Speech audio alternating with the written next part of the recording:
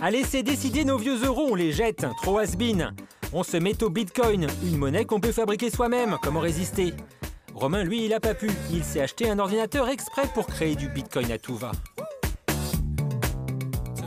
Mais en gros, mon ordinateur m'a coûté 2500 € à peu près, peut-être un peu plus maintenant. Et ça m'a fait gagner, et c'est là ce qui est drôle, ça m'a fait gagner 100 €. Investir 2500 € pour en gagner 100? Bon, Romain n'est pas vraiment le loup de Wall Street, mais visiblement il s'en fout. Ah non, non, moi je fais ça juste parce que je trouve ça marrant.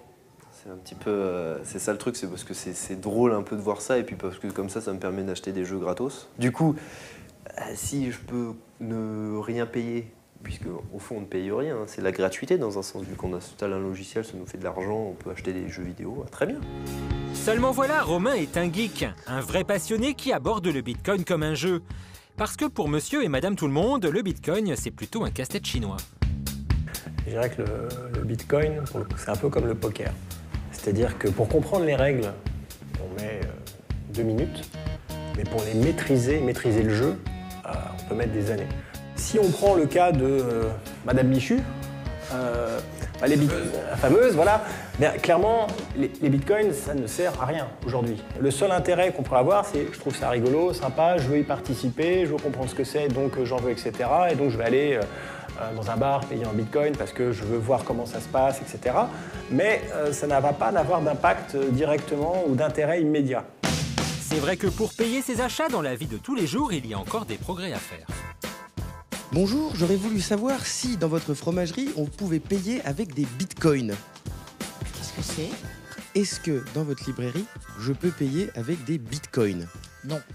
Donc vous savez pas ce que c'était, on peut payer que normalement ici. Exactement.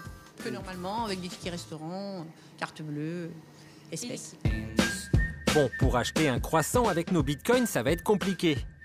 Mais pour envoyer de l'argent à l'autre bout du monde, là c'est plutôt intéressant. Et certains l'ont bien compris.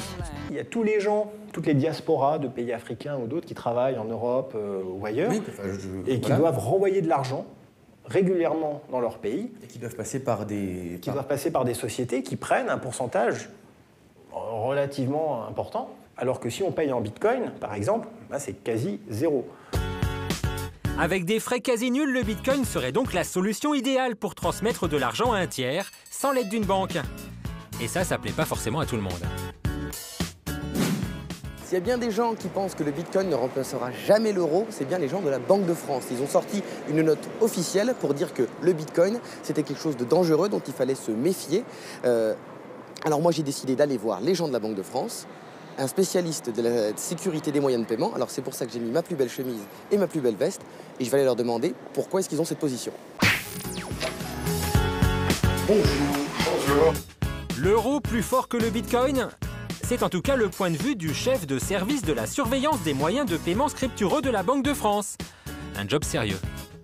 Les bitcoins et les monnaies virtuelles, pour vous, aujourd'hui, ça existe, mais il faut se méfier. Il ne faut pas mélanger ces unités de compte avec de la monnaie, ça n'a rien à voir. Même si elles ont le terme de monnaie virtuelle, c'est pas du tout la même chose. Car pour ce spécialiste, ce qui empêche le bitcoin d'être une vraie monnaie, c'est d'abord le manque de sécurité des transactions réalisées avec cet argent virtuel. C'est-à-dire qu'une fois que vous êtes fait frauder votre bitcoin, il n'y a personne derrière qui vient vous rembourser la valeur de ce que vous vous êtes fait frauder. Or, il faut bien que les gens aussi comprennent que la sécurité d'une banque, des moyens qui sont mis en place, mais aussi la responsabilité de la banque vis-à-vis de vous en cas de fraude, fait que, bien entendu, il y a des frais liés à la mise en place des services et des moyens de paiement. Donc oui, on peut faire moins cher, mais moins sécurisé. Autrement dit, l'économie des frais de transaction avec le bitcoin a une conséquence pour l'utilisateur. Si on vous vole, c'est pour votre pomme. Vous, par exemple, à titre personnel, vous n'allez pas ouvrir de compte bitcoin. Ah non, moi, à titre personnel, je ne vais pas ouvrir de compte bitcoin, étant un utilisateur maintenant averti et connaissant bien le sujet. C'est dommage parce qu'entre nous, avec des bitcoins, il y a peut-être moyen de se faire de la maille. En tout cas, sur le net, les success stories sont légion. Aujourd'hui, en fait, l'aspect le plus populaire, c'est l'aspect investissement. C'est-à-dire que la plupart des gens, quand ils accèdent au bitcoin, qu'est-ce qu'ils font? Ils ouvrent un compte sur un échange, ils mettent des euros ou des dollars et ils achètent des bitcoins à quelqu'un qui veut bien les vendre et qui en échange récupère des euros. C'est une place de marché.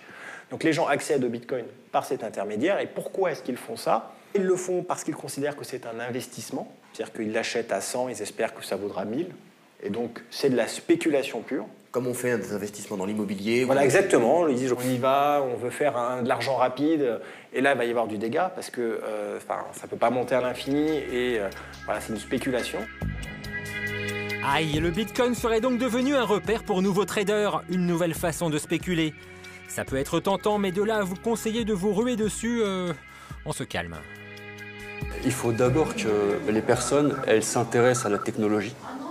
Parce que le problème, qu'on voit des exemples de personnes qui ont gagné des millions ou quoi ou qu'est-ce, le problème, c'est que les gens, ils investissent dans quelque chose qu'ils ne maîtrisent pas, qu'ils ne comprennent pas. Cette monnaie, en tant que telle, aujourd'hui, a plein de défauts. Il y a des fluctuations très importantes, une grande volatilité, une liquidité qui n'est pas forcément très très bonne. Donc on ne peut pas dire qu'aujourd'hui, le Bitcoin soit prêt à remplacer l'euro, on en est loin.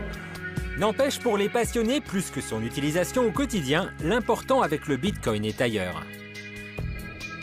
Si on prend la technologie qui est derrière tout ça, c'est une technologie qui apporte une véritable révolution dans la manière en fait, de concevoir un système financier. Le Bitcoin change le monde de la finance de la même façon que le web révolutionne les médias.